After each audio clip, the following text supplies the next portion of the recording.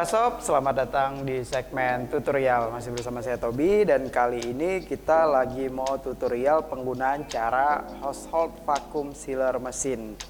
Di depan kita udah ada 3 tipe mesin, ada seri DZ280X yang menggunakan manual sealing bar, terus kemudian ada yang semi auto DZ290A yang udah pakai pencetan tombol untuk ngesilnya, terus kemudian ada yang seri terbaru, seri 300N. Ini menggunakan plastik emboss.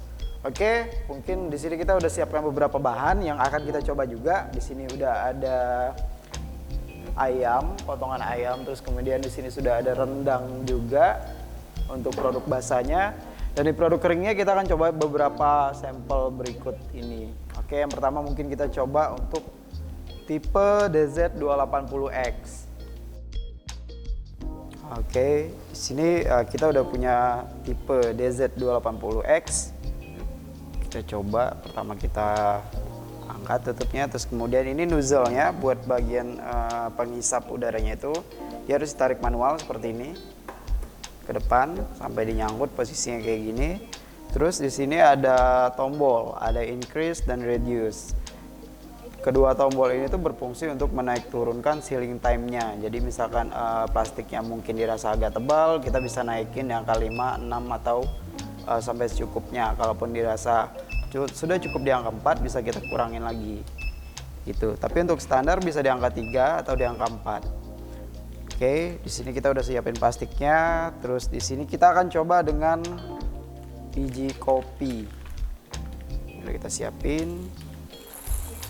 Coba kita masukkan ke plastiknya. Nah, untuk Wirasop semua yang ingin menggunakan atau mengaplikasikan mesin vakum ini, itu kita rekomendasi kalau misalkan si produk itu hampir memenuhi plastik.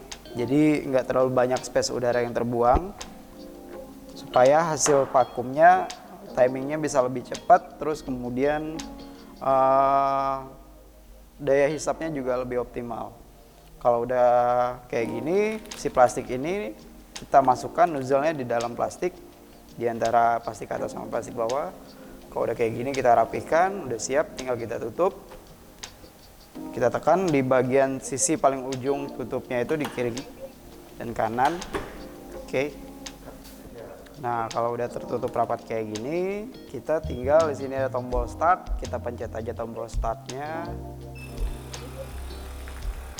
Ini proses vakumnya cepat banget tuh, bisa dilihat udah langsung proses vakum. Nah, ini cuma hasil vakum ini berdasarkan feeling atau perkiraan kita. Kalau dirasa udah cukup atau udah selesai, kita bisa pencet tombol stop. Terus kemudian kita tekan sealing barnya seperti ini. Kita tahan sampai lampu indikator ini di angka 0 atau mesinnya berbunyi. Nah, seperti ini berarti sudah selesai. Tinggal kita lepas, terus kemudian tombol untuk holder ini kita pencet, kita buka. Tada!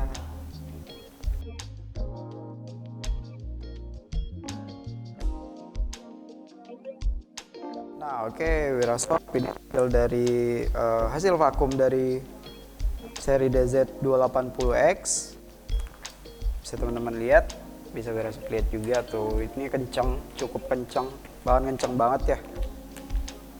Oke, next kita mau coba di seri yang terbaru, di seri DZ300N. Ini menggunakan jenis plastik emboss. Oke, saya kembali ingatkan ke Wirasop kalau untuk mesin vakum yang menggunakan plastik polos itu tidak bisa menggunakan plastik emboss. Begitu juga sebaliknya, yang mesin yang menggunakan plastik emboss tidak bisa juga digunakan untuk plastik polos. Oke, kita mau coba yang seri berikutnya, seri DZ300N. Oke, ini kita udah isi produknya rendang untuk yang seri DZ300 ini. Kita coba untuk dimasukkan dulu. Kemudian kita tutup. Nah, di sini ada tombol vakum sama tombol seal-nya. Kita pencet tombol vakum. Kita lihat, wow, ini kok ada cairan yang kesedot.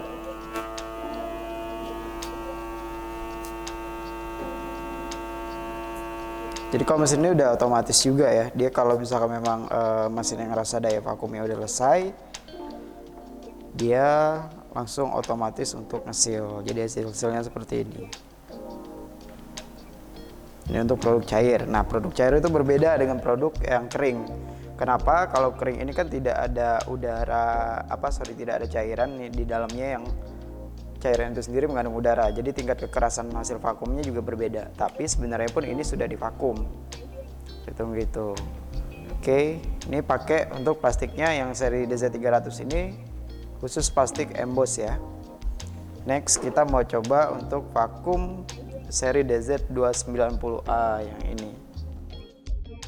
Oke, untuk next ini yang DZ290A kita mau coba pakai ayam fillet ya, karena banyak yang tanya ini bisa untuk kering atau basah juga.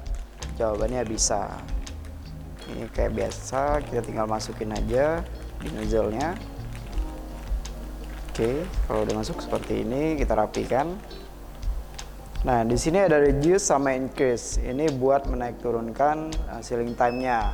Jadi kalau misalnya plastiknya lebih tebal, standarnya biasa di 4 lampu atau 3 lampu. Kalau lebih tebal bisa kita naikin.